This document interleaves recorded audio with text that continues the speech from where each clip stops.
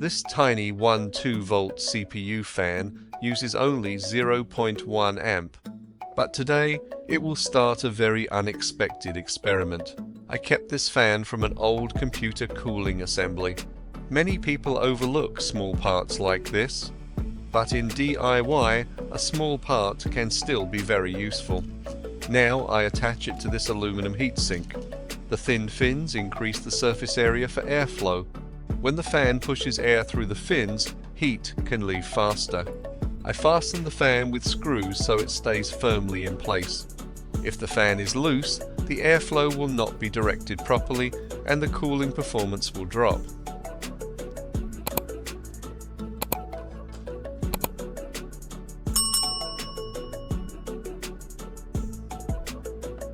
Next, I have an aluminum water cooling block. I place it on the contact surface of the heatsink. This will become a heat transfer point. Before installing it, I apply thermal paste to the water block. Between two metal surfaces, there are always tiny gaps we cannot see. Those gaps reduce heat transfer. Thermal paste fills them and helps heat move from one surface to the other more efficiently. In simple words, it works like a thin bridge for heat.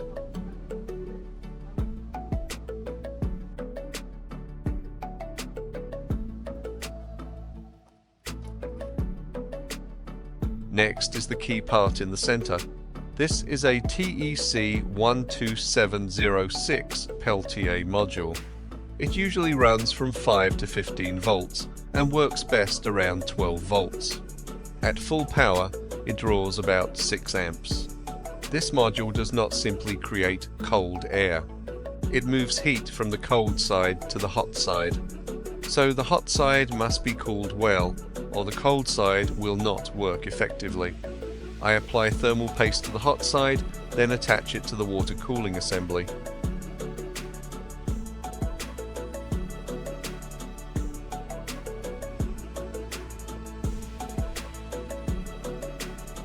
To hold the Peltier module firmly, I use a metal clamping bracket. This part looks simple, but it is important. If the pressure is too weak, the contact surface will not be tight enough. If the pressure is uneven, the module may be stressed in the wrong way. So I place the bracket carefully and tighten the screws slowly. The goal is to press the Peltier module flat against the water block. In cooling projects, even pressure can be just as important as the electronic part itself.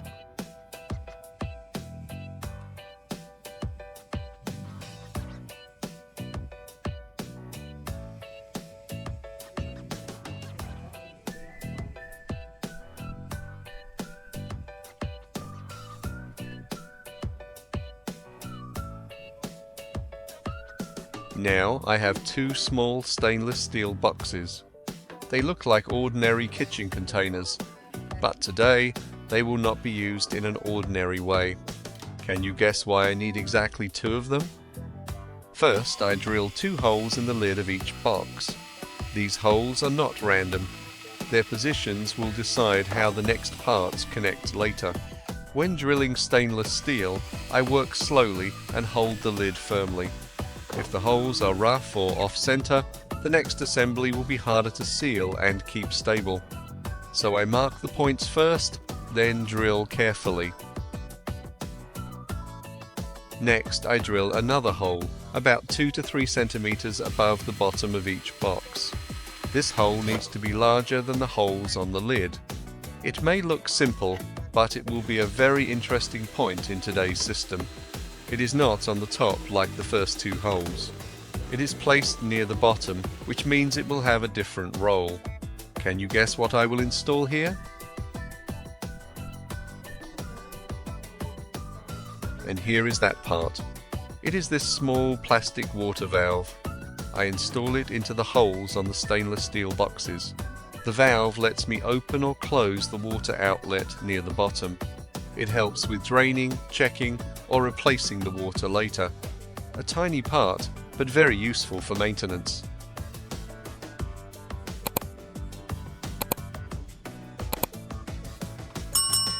Now I have a wooden support frame with fixed posts. This will be the base for today's DIY system. This is a mini circulation pump. Its job is to move water through the tubes and the water block. I fasten it to the wooden frame with screws. If the pump shakes or shifts, the tubes can be pulled out of position. By now, some of you may already guess the idea, but keep watching because the best part is still ahead. Next, I mount the water cooling assembly onto the wooden frame. It does not have suitable screw holes, so I use adhesive to hold it firmly. I need to place it so the water block, fan, and tubes do not block each other. This step is like building the foundation of the whole system. If the layout is wrong, the tubing and wiring later will be harder to organize.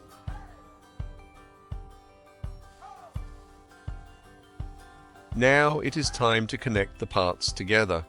Here I have 3 pre-cut 6mm silicone tubes.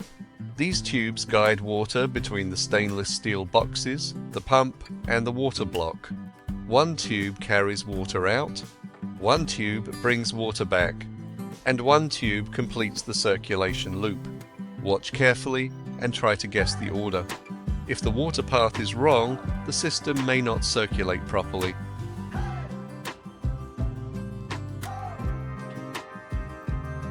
Next, I apply thermal paste to the cold side of the TEC12706 module.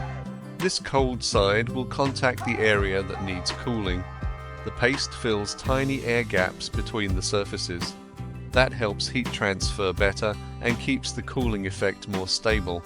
With a Peltier module, both the hot side and cold side need good contact to work well. After that, I apply adhesive to the fixed posts on the frame. This prepares the position for the 2 stainless steel boxes. These boxes are not just for holding water. They will sit in 2 important positions in the system. I place each box carefully and keep it balanced. If a box is loose or tilted, the tubes may stretch and leak when the system runs.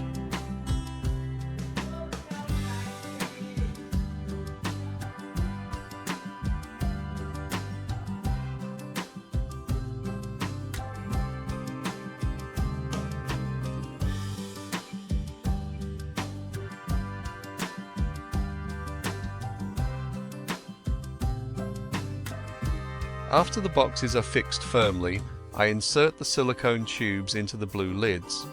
Do you know what each tube is for?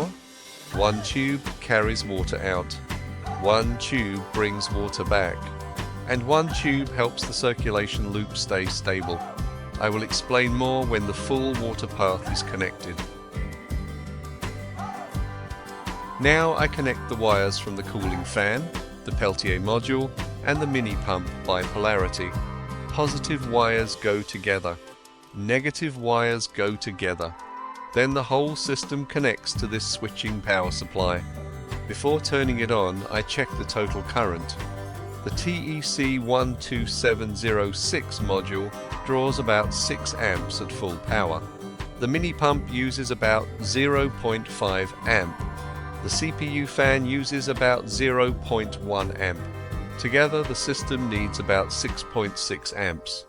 My 12-volt switching power supply can provide up to 10 amps. For continuous use, 80% load is a safer range, about 8 amps. So 6.6 amps is still below that safe level. This helps the power supply run cooler, reduces voltage drop, and improves reliability. In electrical DIY, checking the load first is always safer than just plugging it in.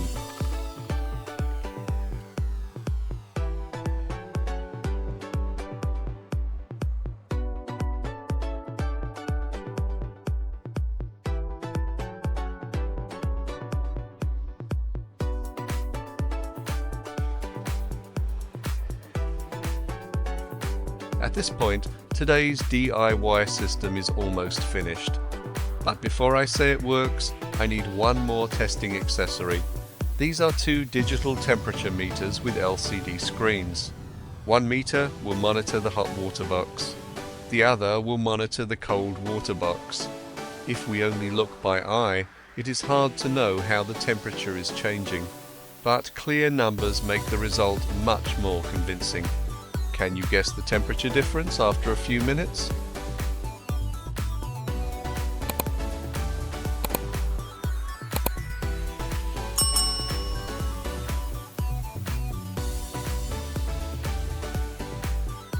Now I pour cool water into the 2 stainless steel boxes.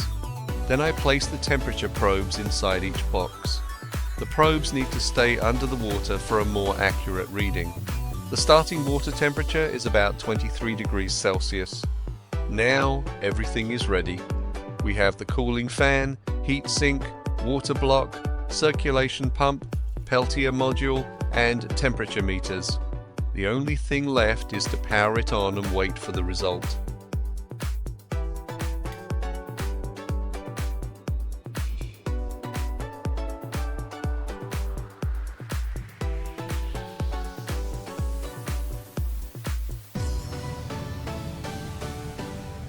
I will power the system and test it for about 8 minutes. This is the most exciting moment. One side needs to heat up. The other side needs to cool down. If heat dissipation is weak, the result will not be clear. If the water circulates well, the temperature difference should appear. Do you think it will work? After 8 minutes, the result is very clear. The hot box rises to almost 45 degrees Celsius. The cold box drops to about 9 degrees Celsius. From a few small parts, this system creates an impressive temperature difference. What could this DIY project be used for in daily life? Leave your ideas in the comments. If you find it useful, please like, share and subscribe.